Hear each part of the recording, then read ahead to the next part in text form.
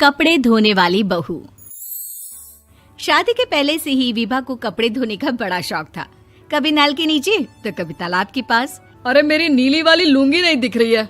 विभा की अम्मा, कहाँ रखी है लुंगी? अरे वो तो विभा ने परसों ही धोकर रखी थी आपकी अलमारी में, देखो वहीं होगी। वो ना मैंने आज धो दी, मुझे लगा कि गंदी हो गई होगी। अरे कैसे गंदी हो गई थी? उसे तो मैंने पहना भी नहीं। हे भगवान, इस लड़की के कपड़े धोने की आदत से परेशान हो गया हूँ मैं। जितना तो घर में राशन नहीं आता, उससे कहीं ज्यादा डिटर्जेंट पाउडर का खर्चा है। इसकी शादी करवा दो, शादी जाए अपने घर में ही करे काम, फिर चाहे घर के कपड़े धोने हो या पूरे गांव के। हाँ ठीक बोल रही हूँ, देखता हूँ मैं कोई लड़का। वो दिन भी आ जाता है जब विभा को देखने लड़के वाले आ जाते हैं। लड़की मुझे अच्छी लगी। होने वाली सास कहती है, बेटी अगर कुछ पूछना है तो पूछ लो। वैसे तो हमारी लड़की बहुत ही शर्मीली है, जो बोल दो वो मान लेती है, इसे क्या पूछना होगा। अरे कैसी बात कर रही हो माँ, मुझे इन लोगों के घर रहना है, सवाल तो कई है। हाँ हाँ बेटा, पूछ लो ना, क्या पूछना है। आप लोगों के घर कपड़े कौन धोता है? सास का मुंह बन जाता है। देखो, अगर तुम ये कहना चाहती हो कि तुम्हें कपड़े धोने नहीं आते तो सुन लो, कपड़े मैं ही धोती हूँ, लेकिन तुम्हारे आ जाने के बाद मैं रुमाल तक नहीं धोऊंगी। अरे चुप रहना भाग्यवान, बहू बेचारी घर आई नहीं, उसे डराना शुरू कर दिया।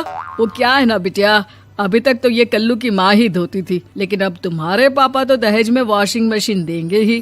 तभी विभा की माँ बोल पड़ती है, सवाल भी पूछा तो क्या। वैसे भाई साहब, मशीन की तो फिर भी कपड़े धोने की कैपेसिटी होती है। मतलब जो बिटिया दे रहे हैं ना विभा, इसे कपड़े धोने का बहुत शौक है। ये आप लोगों के क्या, आस पड़ोस गांव मोहल्ले सबके कपड़े धो दे और उफ तक ना करे।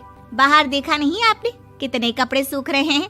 सब हमारी बिटिया ने ही तो धोए हैं। बस भी करो ना माँ, शर्म आ रही इतनी तारीफ सुनकर।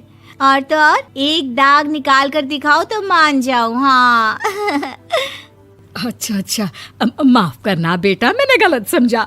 हमें तो रिश्ता बहुत पसंद है। और ऐसे जुड़ जाता है रिश्ता कपड़े धोने का शौक रखने वाली विभा का। उसकी शादी हो जाती है कोयला फैक्ट्री में काम करने वाले कल्लू के साथ। शादी के बाद अचानक विभा चिल्लाती हुई सास के पास आती है। सासू माँ, अरे सासू माँ कहाँ है आप? ये तो धोखा है, धोखा दिया आप लोगों ने मुझे। इसे ससुर के चक्कर के बारे में पता चल गया। अरे तो उसमें तुझे क्यों धोखा मिला है? अरे नल में पानी नहीं आता, कपड़े कैसे कब धुलेंगे? अच्छा, तू पानी नहीं आ रहा उसकी बात कर रही है। तो आपने क्या सोचा? कुछ नहीं। अच्छा, तेरी माँ ने कहा था कि कपड़े धोने का शौक है तुझे, याद आया मुझे।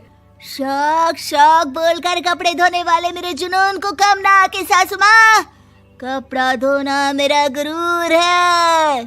तभी पति भी वहाँ आ जाता है। अभी मैंने इसे सनी देओल की फिल्म दिखाई है, उसी के डायलॉग मार रही है माँ। अच्छा सुन, साफ साफ बता रही हूँ, पानी सुबह 4 से 6 और शाम को 10 से 12 आता है, समझी? विभा टाइमिंग सुनकर हैरान हो जाती है। ये क्या भूतों का मोहल्ला है? सुबह 4 बजे उठकर कौन कपड़े धोता है? 4 बजे टंकी में पानी जाता है, फिर सारा दिन धोना ना, किसने मना किया? अरे कैसी बात कर रही हैं? 200 लीटर की टंकी में कितने कपड़े धो लूंगी मैं? सुबह ही उठ जाऊंगी मैं। अब क्या था, विभा सुबह 4 से लेकर रात के 12 बजे तक कपड़े ही धोती रहती। एक रोज सास पड़ोस से निकलकर कहीं जा रही होती है कि साथ वाली कहती है, हाँ कल्लू की माँ, जरा ये बताओ कि 2 साड़ी है, 2 ब्लाउज और एक पेटीकोट और एक नाड़े वाला लंबा कच्छा। हाँ तो? अरे तो क्या, कितना लोगी धुलाई ये बताओ। धोबन दिख रहे हैं हम क्या? हमारे पति सरकारी नौकरी से अभी रिटायर हुए हैं और बेटा सुपरवाइजर है कोयला फैक्ट्री में। धोबन समझ रखा है हमें? हाय रे कल्लू की अम्मा, माफ कर दो, वो तो मोहल्ले में यही सब बता रहे थे कि तुमने बहू को कपड़ा धुलवाने के काम में लगा दिया है। सास को पड़ोसन की बात सुनकर गुस्सा आ जाता है। वो घर पहुंचती है जहां घर के बाहर ही इतने सारे कपड़े सूख रहे होते हैं जितने कि किसी धोबन के घर पर। अरे ओ कल्लू की दुल्हन, बाहर निकल। माँ जी यहीं आ जाओ, बाथरूम में चादर धो रहे हैं हम। अरे अभी हम धोते हैं, तुमको बाहर निकलो। ये आस पड़ोस वाले बोल रहे हैं कि हम बहू से कपड़े धुलवा कर उसे कपड़ा धोने वाली बना दिए हैं। अरे छोड़ो ना माँ जी, किन लोगों की बातों में आती हो? आस पास के लोगों का तो काम ही होता है कि वो किसी तरह सास बहू को लड़ा दे। बहू सारे घर के कपड़े धोती है, ये क्या कम है? बोलिए। सास को भी लग जाता है कि वो बहू का ये सनकीपन नहीं छुड़वा सकती, इससे अच्छा है कि खुद ही चुप हो जाए। एक रोज सास और बहू मंदिर जाते हैं, जहाँ सास की साड़ी वहाँ खड़ी भीख मांगने वाली से मिलती है। माँ जी क्या बात है, आपकी साड़ी उस भिखारन से कितनी मिल रही है ना? हाँ हाँ देखो तो दोनों की साड़ी मिल रही है। क्या बात है कल्लू की अम्मा, तुम खुद को तो अफसर की बीवी बताती हो और ऐसी सिंपल सी प्लेन साड़ी पहनकर घूमती हो। सिंपल और प्लेन नहीं है ये साड़ी। तो क्या सोने के धागे से फूल बने हैं? कुछ भी सासू माँ, कुछ भी। हाँ बने थे इस साड़ी में सोने के धागे से फूल। मेरे पति लेकर आए थे मद्रास से स्पेशली मेरे लिए 10,000 की।